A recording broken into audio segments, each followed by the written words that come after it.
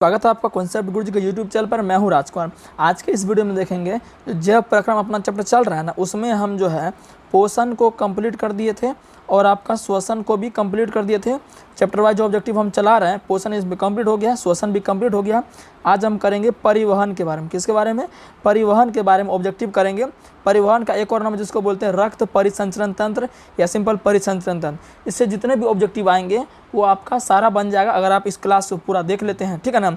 तो आइए हम स्टार्ट करते हैं। इससे पहले अगर आप चैनल पर नए हैं तो सब्सक्राइब जरूर कर दीजिएगा, क्योंकि तैयारी आपकी जो है ज़बरदस्त हम करा रहे हैं और हर एक विषय का करा रहे हैं, इसलिए जो है सब्सक्राइब लाइक शेयर जो भी है कर दीजिएगा, ठीक है ना। तो आइए हम स्टार्ट करते हैं। पहला प्रश्न आपका है कि चालनी नलिकाएँ पाई जाती है। देखिए, पौधों में जो होता है दो प्रकार का संवहन ऊतक होता है। संवहन ऊतक, ठीक है। संवहन ऊतक किसको बोलते हैं? जो पौधों में पानी और भोजन पहुंचाने का काम करते हैं उसे संवहन ऊतक कहते हैं। संवहन ऊतक दो प्रकार के होते हैं।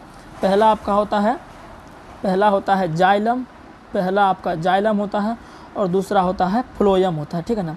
अब जाइलम का क्या काम है? ये जल पहुंचाता है पौधा को, और फ्लोएम पहुंचाता है खाना पहुंचाता है पौधा को, ठीक है ना। तो इसमें कह रहा है कि चालनी नलिका किस में होता है। देखिए, जाइलम का भी 4 पार्ट होता है, जाइलम का भी 4 पार्ट होता है और आपका फ्लोएम का भी 4 पार्ट होता है, ठीक है ना। चालनी नलिका किस में होता है? तो चालनी नलिका आपका किस में होता है? फ्लोएम में होता है। तो ऑप्शन क्या हो जाएगा? ऑप्शन नंबर सी इसका आंसर हो जाएगा। नेक्स्ट बात करते हैं, आरबीसी की अवधि होती है। आरबीसी की फुल फॉर्म क्या होता है? रेड ब्लड कर्पसल, इसको हिंदी में लाल रक्त कणिका बोलते हैं। तो ये 120 दिन तक ही जीता है। तो जीवन अवधि माने कितना दिन तक जीता है? तो 120 दिन जीता है, फिर जाके मर जाता है। कहाँ मरता है? जाके प्लीहा में। कहाँ? प्लीहा में। इसलिए प्लीहा क्या कहते हैं? ब्लड बैंक कहते हैं। क्या कहते हैं? Blood bank. बोलेगा हमारे शरीर का ब्लड बैंक किसे कहते हैं? तो प्लीहा कहते हैं, ठीक है ना। नेक्स्ट बात करते हैं।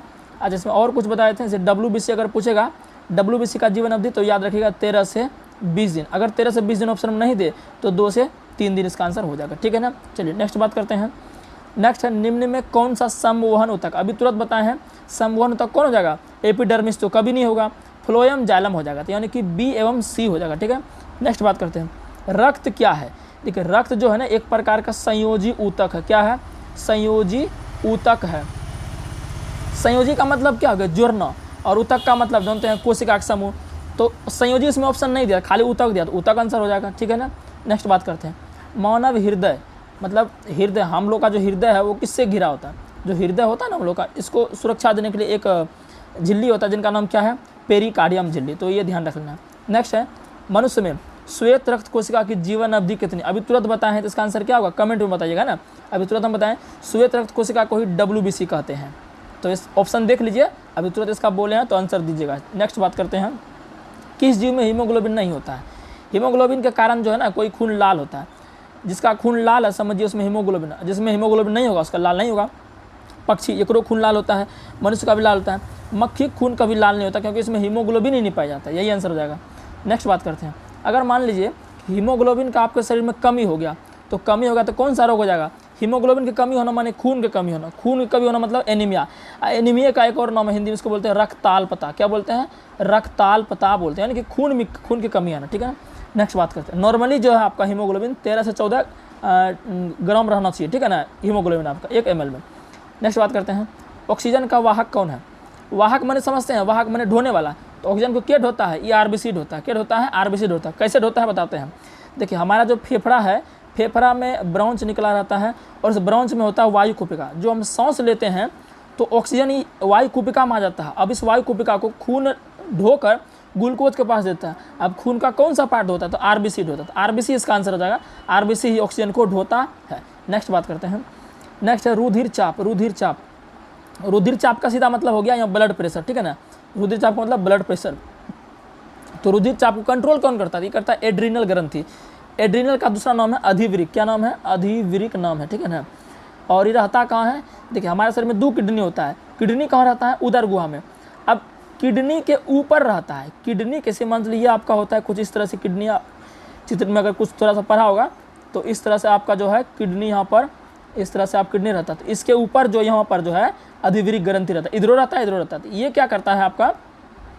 ये आपका जो है भूख प्यास सबको नियंत्रित करता है, pH को नियंत्रित करता है और जो है रुधिर चाप को भी नियंत्रित करता है। तो एड्रीनल हो जाएगा इसका आंसर। ऑप्शन में एड्रीनल दिया, अधिवृक्क देगा तो अधिवृक्क माना। नेक्स्ट बात करते हैं, खुला परिसंचरण तंत्र किस में पाया जाता है? खुला परिसंचरण तंत्र, देखिए परिसंचरण तंत्र दो गो होता है, एक होता है खुला, एक होता है बंद। खुला माने हो गया कि खून बहने के लिए कोई पाइप सब नहीं है, उसको खुला बोल देंगे। अब बंद माने हो गया खून बहने के लिए पाइप सब, जैसे हम मनुष्य के शरीर में, कुत्ता जानवर जो भी है उसमें खून बहने के लिए एक पाइप लगा रहता है जिसको बोलते हैं रक्त कोशिकाएं। तो इसमें जो है, तो खुला में क्या है कि बहने के लिए पाइप नहीं होगा। जैसे मनुष्य में तो खून बहने के लिए पाइप होता है, जैसे कि धमनी सिरा हो गया, घोंघा में भी होता है और ऊँट में भी। अच्छा, किस में पाया जाता है? तो ये कॉकरोच तिलचट्टा होता है, इसमें भी नहीं होता है, घोंघा में भी नहीं होता, ऊँट में भी नहीं होता, तो पाया जाता है। तो मनुष्य इसका आंसर, मनुष्य में पाया जाता है, कॉकरोच गंगा ऊँट में नहीं पाया जाता है, ठीक है ना। नेक्स्ट बात करते हैं। नेक्स्ट है आपका मानव हृदय में कितने कोष्ठ होते हैं?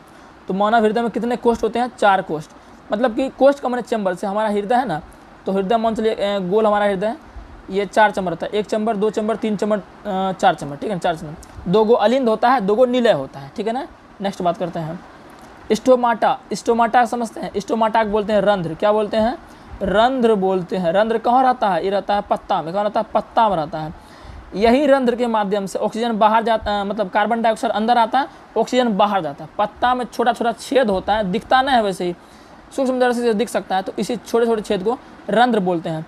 तो रंध्र 2 प्रकार का होता है, एगो बंद वाला होता है, एगो खुला वाला होता है ना। तो अब खुलेगा या बंद होगा, इसको कौन कंट्रोल करेगा? तो इसको कंट्रोल करता है, इसको कंट्रोल करता है आपका द्वार कोशिका। कौन करता है? द्वार कोशिका करता है, ये ध्यान रख लीजिएगा। नेक्स्ट है, अभी देखिए तुरंत बताएं, पौधों में गैसों का आदान प्रदान किसके द्वारा होता है? माने कार्बन डाइऑक्साइड आया, आदान हो गया, और ऑक्सीजन बाहर निकल गया, प्रदान हो गया, तो ये रंध्र के द्वारा होता है। किसके द्वारा होता है? रंध्र के द्वारा होता है। नेक्स्ट बातें करते हैं। निम्न में सबसे तेज धड़कन किसका होता है? तो चूहा का होता है। कितना होता है? चूहा का होता है। चूहा जो है ना 1 मिनट में 500 बार दिल धड़कता है, तो चूहा सबसे ज़्यादा दिल धड़कता है, ठीक है। नेक्स्ट बात करते हैं। फ्लोएम ऊतक द्वारा, अभी देखिए तुरंत बोले हैं, फ्लोएम क्या है?